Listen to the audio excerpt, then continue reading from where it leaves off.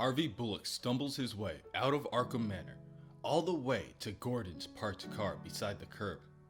Jim stood there, holding his daughter in his arms, listening to axe bang on the inside of his car trunk. He looks up, sees Harvey, and is visibly shaken at the look on Harvey's face. Bullock? We took that psycho down. Batman cuffed him in there and left. He said he was going to talk to his boss. I'm guessing Cobblepot. Gordon, your daughter wasn't the first girl he attacked.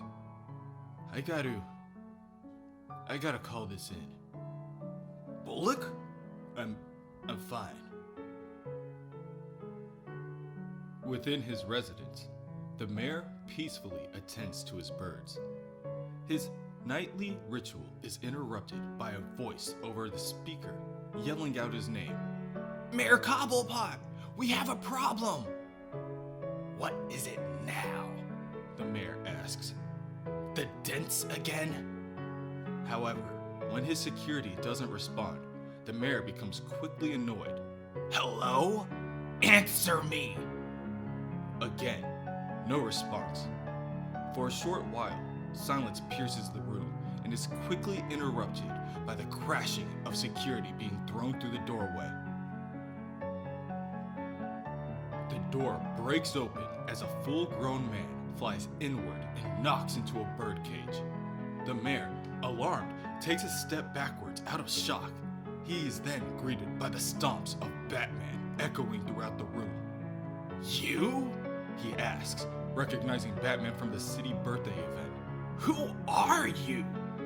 Batman continues to stomp forward with his head down, cloaked in shadow. As he closes the gap between him and the mayor, he responds, Vengeance.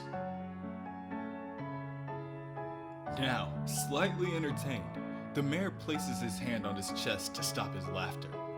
Vengeance? Oh, how dramatic. Batman, still enraged for what he had seen in Arkham, throws a left haymaker that makes contact with Cobblepot's jaw. You spent years getting fat and rich off the people of Gotham. It could have been different. It should have been. Batman grits his teeth and tosses the mayor backwards, causing him to fly over his desk. Mayor Cobblepot scrabbles to his feet and reaches for his umbrella. Using it as a makeshift fencing tool, he warns Batman to stay back. An umbrella? Batman asks. You're going to stop me with... Batman is stopped mid-sentence when he notices the tip of the umbrella piercing his abdomen as if it were as soft as a pincushion. Mayor Cobblepot removes the point of the umbrella, and when he sees Batman stall in his advancement, he reaches for his paperweight and slams it right on the side of Batman's head. All the pain from being slammed by the brick, from Alfred's headbutt, from Gordon's elbow, from the birthday boy landing on top of his body, from a story-high drop, rushes to the forefront. Batman falls to his knees, and Mayor Cobblepot, feeling victorious, states, Honestly, if you came here to kill me, you shouldn't have made so much noise. But you didn't come here to kill me, did you? You came here for something else. Who are you? Mayor Cobblepot pulls back on Batman's cowl, revealing his true face. Bruce Wayne? Bruce, now spitting out blood, coughs out. You had my parents killed. You took them from me. It all makes sense now. Somehow you knew Jacob Weaver cut the power to the theater. But you went out the back before my men could get you. The mayor begins to stab Bruce repeatedly, twisting the umbrella to emphasize his point.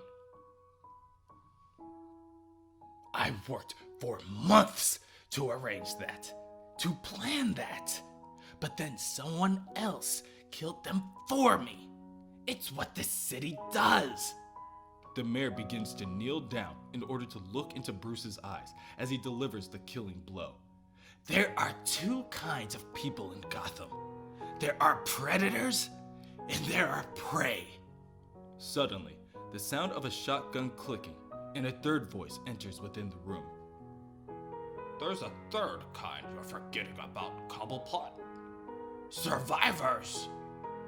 Mayor Cobblepot twists around to see an elderly man standing in his doorway, Alfred Pennyworth. The mayor attempts to negotiate. Move and I'll... But it's too late. Alfred pulls the trigger of the gun and a deafening crack booms out the barrel. The blast sends Mayor Cobblepot flying in the opposite direction with enough force to send him crashing out the third-story window. He begins to fall to the ground below, and a brief, airy silence is broken when the mayor, weakened, releases the umbrella from his grasp, and a small plop signals its expansion. Inside the room, Alfred rushes to Bruce's side and shakes him back and forth, hoping that he wasn't too late. Come on, Bruce. Come on. Don't go anywhere. Stay with me. Bruce slowly lifts his eyes. Alfred? The sound of Bruce's voice, no matter how weak it appears to be at the moment, forces Alfred to crack a smile. Alfred slowly helps Bruce to his feet and helps him make his way out of the room, telling him, Let's get you home. In other news, the death of Mayor Oswald Cobblepot was a shock in itself, but the amount of information coming to light about his illegal and corrupt activities is staggering. The most heinous being the actual employment of a serial killer who recently escaped from Crane Institute.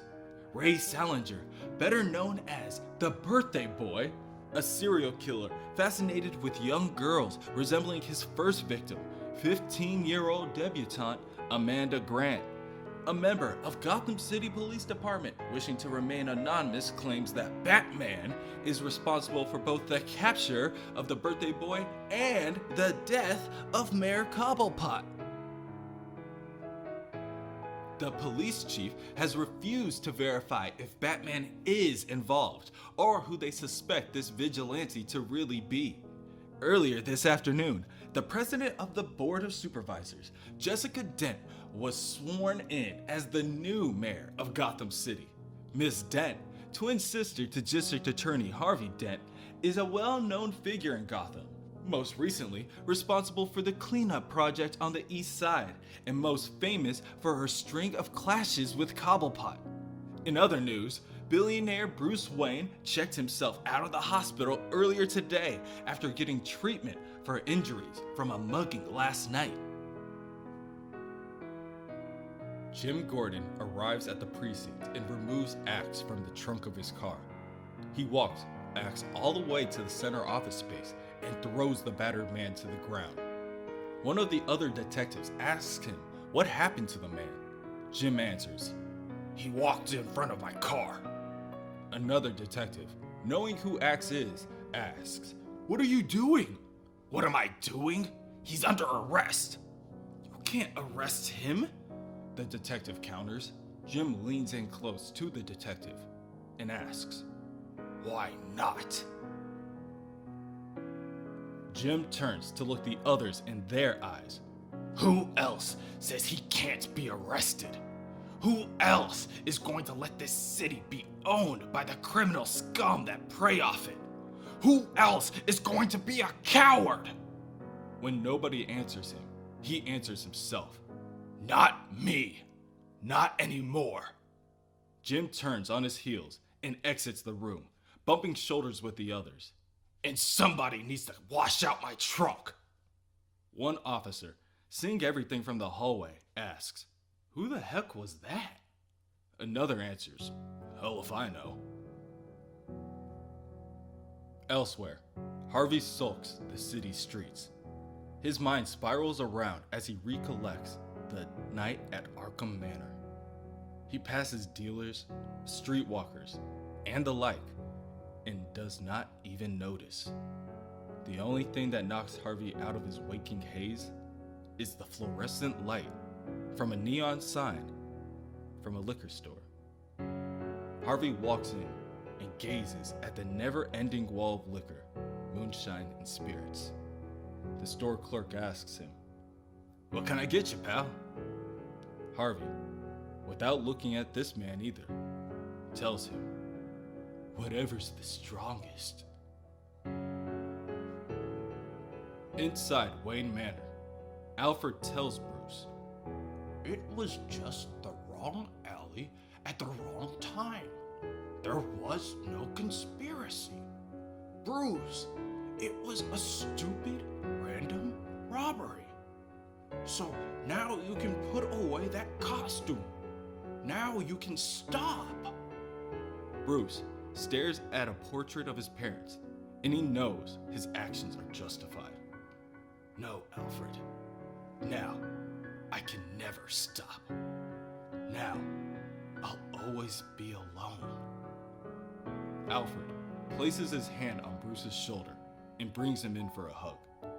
"Bruce," he tells him, "you've never been alone. You want to fix this city? Fine. But you were lucky this time. Batman's not everything the press thinks he is. Then we need to build a better Batman. No, more than that. We need to build a legend." Alfred was certainly right. The press has been buzzing about Batman lately. And to them, and the others of Gotham, the question still remains, who is Batman? Who is Batman? Is he a man? Is he a monster? Where does he come from? What does he want? The thought of the man behind the mask is enticing enough, but to be the only one who knows, now that would be a privilege. From within a darkened lab, a man works, the only illumination for the room coming from his various computer screens, radiating dim green and yellow lights. The man examines various news articles, each one clipped out of their respective papers, question marks joyfully included, and chuckles out the question again. Who is Batman? Oh, what a riddle.